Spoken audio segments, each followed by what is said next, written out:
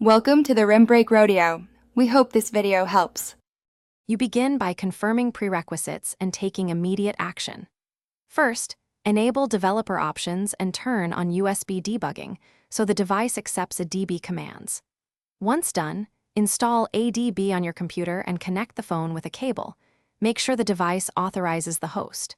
Then, locate the system UI notification package or app ID using settings or the ADB shell dumpsies notification command, because you need that exact name for targeted removal.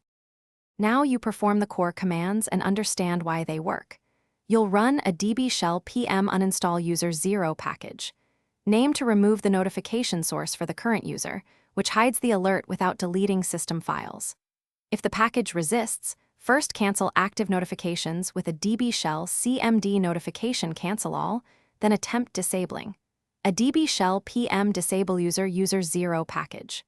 Name. Be careful. System components may refuse these actions unless the device is rooted or using recovery level modification. Finish by rebooting and verifying the change. A restart ensures services reload without the removed notification. If the notification returns, make sure an update or OEM service isn't reinstalling it automatically. Check Play Store auto updates and system app restoration settings.